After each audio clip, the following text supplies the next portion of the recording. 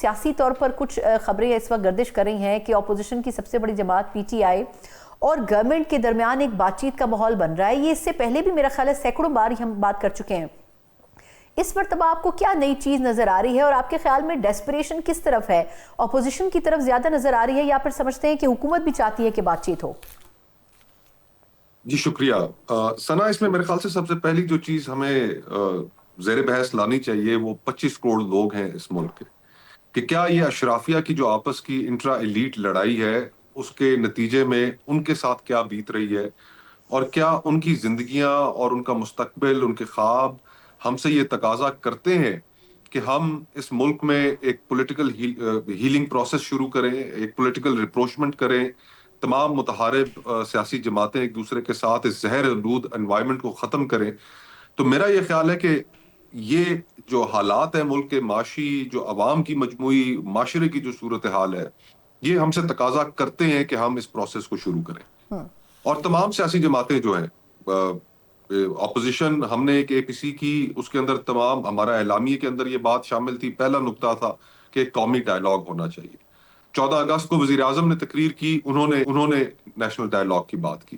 کل اسلام آباد میں اے این پی نے اپنی ایک بلوچستان اور خیبر پختونخوا کے حوالے سے اے پی سی بلا رکھی تھی، اس میں انہوں نے نیشنل ڈائیلاگ کی بات کی. تو تمام فریقین یہ محسوس کرتے ہیں کہ اس پولیٹیکل بحران سے نکلنے کے لیے ایک نیشنل ڈائیلاگ کی ضرورت ہے. اب اس میں ہار اور جیت سے ہمیں باہر نکلنا پڑے گا، اناؤں کو ایک طرف رکھنا پڑے گا اور آپس میں بیٹھ کے کچھ رولز آف دا گیم طے کرنے پڑیں گے. ہم اپنی سیلفشنس میں، اقتدار حاصل کرنے کی خواہش میں ہر دوسرے تیسرے سال اس ملک کو ایک بحران میں نہیں دھکیل سکتے. ہم سیاستدانوں کو کچھ رولز آف دا گیم بیٹھ کر آپس میں پہلے طے کرنے پڑیں گے، اور وہ اگر ہم طے کرنے میں کامیاب ہو جاتے ہیں تو پھر انشاءاللہ پھر پاکستان کا کوئی ایک مستقبل بھی ہو سکتا ہے، اچھا مستقبل ہو سکتا ہے. لیکن ایسے نہیں ہو سکتا کہ ہر 2-3 سال بعد آنے والا جو الیکشن ہے، ہر گزرا الیکشن وہ ایک کنٹروورشل الیکشن ہو، ملک کو ایک نئے بحران کی طرف دھکیل دے، پولیٹیکل وکٹمائزیشن عروج پر ہو اور عوام کی کوئی پرواہ نہیں، وہ بیچارے اپنی زندگیاں کس طرح گزار رہے ہیں، ہمیں اس سے کوئی دلچسپی نہیں. This can not continue for ever. اچھا، لیکن مصطفیٰ صاحب دو چیزیں، ایک تو یہ کہ جو آپ بات کر رہے ہیں اس میں اب سب سے بڑا ایک مسئلہ جو بظاہر نظر آتا ہے وہ پی ٹی آئی کی ان ڈیمانڈز کا ہے جو وہ ایجنڈا پہ لے کر مذاکرات کے لیے اگر تو بیٹھیں گے. اس میں ہے خان صاحب کی رہائی. ایز اے پولیٹیشین آپ خود کیا سمجھتے ہیں کہ خان صاحب کی رہائی کے اوپر تو گورنمنٹ ریلیکٹنٹ ہوگی، لیکن کیا ایسا ہو سکتا ہے کہ اس کو مائنس کر کے یا سائڈ پر رکھ کر بات چیت کی جائے؟ اور اگر وہ بات چیت ہوتی ہے تو آپ کے خیال میں کیا ہوگی؟ کیونکہ اس نشستیں ان کے ہاتھ سے جا چکی ہیں، ان کے ہاتھ سے جو اب 9 مئی کے کیسز میں ڈیسیجنز آ رہے ہیں وہ نشستیں بھی جا چکی ہیں. تو اب بات کرنے کے لیے پھر ان کے پاس کیا آپشن ہوگا؟ دیکھیں، سارا ہم نے پولیٹیکل پروسیس اور اس کے ساتھ جڑے ہوئے ادارے، انسٹیٹیوشنز، ہر چیز کو ہم نے میننگ لیس کر دیا ہے اپنی اقتدار کی خواہش میں. کانسٹیٹیوشن کی جو وائلیشنز ہم نے کی ہیں، الیکٹورل پروسیس کی دھجیاں جس طرح بکھیری ہیں، اگر ہم نے ان انسٹیٹیوشنز کی کریڈیبلٹی کو دوبارہ ریسٹور کرنا ہے تو پھر ہمیں دل بھی اپنے بڑے کرنے ہوں گے. پاکستان کے اندر جو اس وقت انوائرمنٹ ہے اس میں پولیٹیکل پریزنرز بشمول عمران خان صاحب سب کی رہائی ہونی چاہیے. کیوں نہیں ہونی چاہیے؟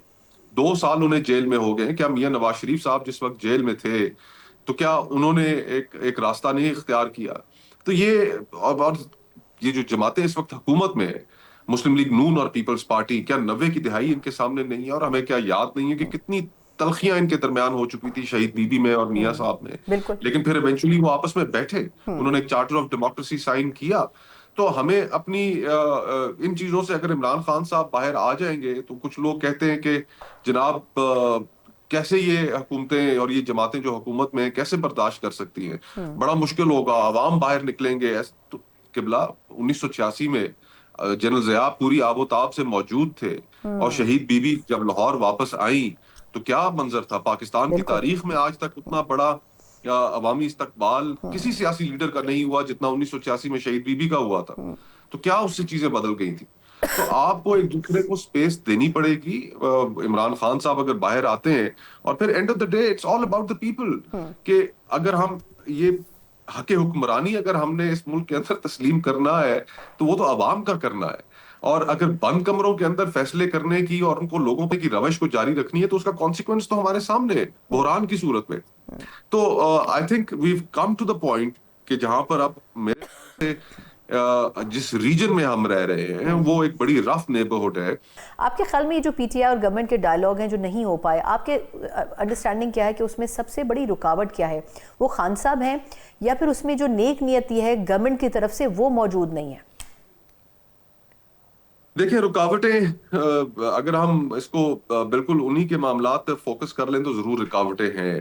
سب سے بڑی رکاوٹ تو آئی تھنک کہ جو جماعتیں حکومت میں ہیں جو ان کے ساتھ گزری، جو عمران خان صاحب کے دور میں ان کے ساتھ ہوا، وہ ایک تلخ تجربہ ان کا ہے، اور وہ چاہیں گے کہ اس ضمن میں تحریک انصاف آگے بڑھے اور کہے کہ جناب کہ پولیٹیکل وکٹمائزیشن کی اس ملک کے اندر کوئی گنجائش نہیں. یہ ایک یہ جائز بات ہے کرنا. ہمیں یہ سلسلہ بند کرنا پڑے گا. آج اگر عمران خان صاحب بھگت رہے ہیں تو میرے نزدیک وہ غلط ہے. اگر اس سے پہلے میاں نواز شریف صاحب اور زرداری صاحب کے ساتھ جو ہوا وہ بھی غلط تھا.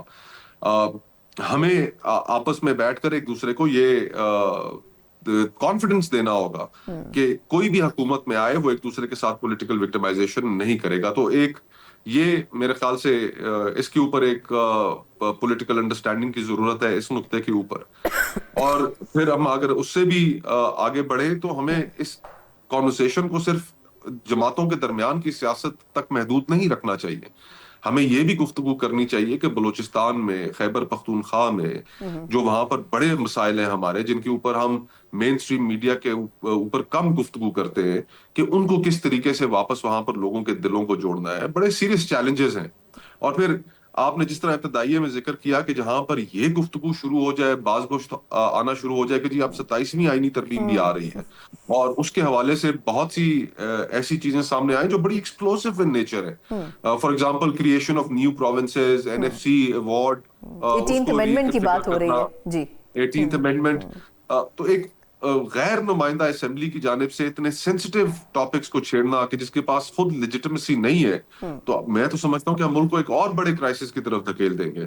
تو I think saner head should prevail, اور پہلے آپس میں بیٹھ کر رولز آف دا گیم طے کریں. ایک فری اینڈ فیئر الیکشن کے نتیجے میں ایک ریپرزینٹیٹیو اسمبلی آئے، اور پھر وہ جو بڑے ایڈمنسٹریٹو ایکسرسائزز کرنا چاہتی ہے وہ بھلے کرے.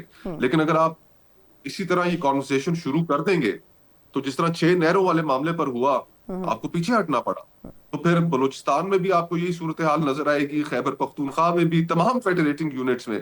تو کیا ضرورت ہے اتنے بڑے بگاڑ کھڑے کرنے کی؟ آپ پہلے سے بیٹھ کر آپس میں کچھ رولز آف دا گیم طے کریں، فری اینڈ فیئر الیکشن کی جانب جائیں، اور پھر جماعتیں اپنا منشور لوگوں کے سامنے رکھیں. جو جماعت چاہتی ہے کہ مزید صوبے بنے وہ اس پہ کرے. جو جماعت چاہتی ہے کہ NFC ریکنفگر ہو تو پھر اگر لوگ مینڈیٹ دیں تو سو بسم اللہ. اچھا مصطفیٰ صاحب، اس میں آپ کو لگتا ہے کہ جو 18th امینڈمنٹ جس کا کریڈٹ پاکستان پیپلز پارٹی اس کے بنانے کے بعد سے آج تک لیتی آئی ہے، اس 18th امینڈمنٹ میں اور اس NFC میں کوئی اگر تبدیلی ہوتی ہے تو کیا پیپلز پارٹی، آپ خود بھی اس کا حصہ رہے ہیں، کیا پیپلز پارٹی کے لیے یہ ایکسیپٹیبل ہوگا؟ کیونکہ وہ تو بڑی عرقریزی کے ساتھ اس کے اوپر کام ہوا تھا، لیکن پھر بعد میں ریئلائز ہوا کہ ہم نے وفاق کو کنگال کر دیا یا کمزور کر دیا، جو کہ اس وقت کا وفاق بار بار بات کی جا رہی ہے. ایک تو یہ کہ آپ کے خیال میں فوکس کیا ہے گورنمنٹ کا نئی امینڈمنٹ میں؟ 26ویں ترمیم میں بھی یہ کہا جا رہا تھا کہ جی کچھ چیزیں رہ گئی ہیں جن کو مضبوط کرنا ہے یا بہتر کرنا ہے، اس لیے ایک نئی امینڈمنٹ کی ضرورت ہے. تو پیپلز پارٹی کو کیسے کنونس کریں گے؟ لیکن یہ آپ کا بڑا اچھا سوال ہے، اور میں سمجھتا ہوں کہ پیپلز پارٹی کے لیے بہت مشکل ہوگا کہ وہ 18th امینڈمنٹ کے رول بیک یا NFC ایوارڈ کی دوبارہ ریکنفیگریشن ہونا اس گفتگو کا وہ حصہ بنے گے. نہروں والے معاملے پر انہوں نے بہت زیادہ پولیٹیکل نقصان اٹھایا ہے. ان کی کریڈیبلٹی سندھ کے اندر جو ان کا پاور بیس ہے وہاں پر متاثر ہوئی ہے، اور اگر وہ اس کانورسیشن کا حصہ بنیں گے تو صحیح کریڈیبلٹی ہے وہ سندھ کی عوام کی نظروں میں وہ بالکل ختم ہو کر رہ جائے گی. تو there be a huge political cost پے، اور میرا نہیں خیال کہ وہ پیپلز پارٹی پے کرنا چاہے گی. اب ہم یہ گفتگو بھی سن رہے ہیں کہ ضمنی الیکشنز جو یہ تھوک کے حساب سے لوگ نااہل کیے جا رہے ہیں، اور ضمنی الیکشنز اگر ہوتے ہیں اور وہ سیٹیں اگر مسلم لیگ نون جیتتی ہے تو پھر شاید انہیں پیپلز پارٹی کی اس طریقے سے ضرورت بھی محسوس نہ ہو. تو میں تو آگے پیپلز پارٹی اور حکومت کی جو ایک ریلیشن شپ ہے اس کو زیادہ استحکام کے ساتھ چلتا ہوا میں نہیں دیکھ رہا.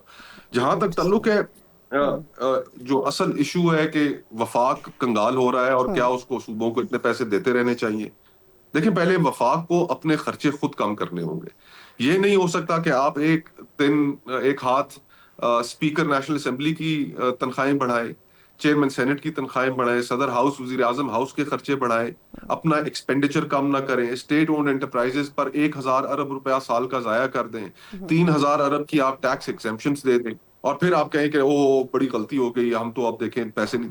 آپ کو پہلے اپنے رویے سے پروو کرنا پڑے گا صوبوں کو کہ آپ اس کانورسیشن میں سیریس ہیں.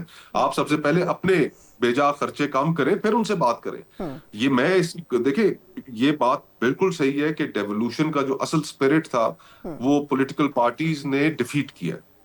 ڈیولوشن کا مقصد یہ تھا کہ وہ صرف ڈیولوشن صوبوں کی حد تک نہیں ہونی تھی، وہ آگے ڈسٹرکٹس کو بھی جانی تھی. لیکن ہم نے کیا دیکھا کہ ہر صوبے کے اندر وزیر اعلیٰ وہاں پر بادشاہ بن کر بیٹھ گیا اور اس نے مزید ڈیولوشن نہیں ہونے دی. ہم سیاستدانوں نے، پولیٹیکل پارٹیز نے ایفیکٹو لوکل گورنمنٹ سسٹمز نہیں بننے دیے، بلکہ جو سسٹم تھا اس کو بھی ہم نے تباہ و برباد کر دیا. اچھا سسٹم تھا، پرویز مشرف صاحب کے ساتھ 100 اختلافات ہیں، لیکن ان کا جو لوکل گورنمنٹ سسٹم تھا، آئی تھنک اٹ بہت واز ون بہتر آف دا تھا. Best local exactly. Government systems in Pakistan history. تو اب صوبے خود ٹیکسز ریز نہ کریں، صرف وفاق سے آپ کو پیسے ملیں، آپ صرف وہ وزیر اعلیٰ وہ خرچ کرے، تو یہ بات بھی تو مناسب نہیں ہے.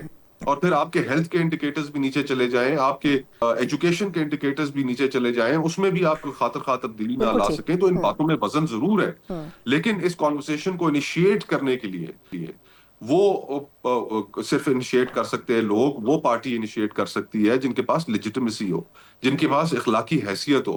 فارم 47 والے اور غیر نمائندہ اسمبلی میرے خیال میں اگر یہ کانورسیشن چھیڑیں گے، یہ گفتگو چھیڑیں گے، تو یہ ملک میں ایک بہت بڑی سیاسی افراتفری پیدا کر اس کے نتیجے میں پیدا ہو جائے گی.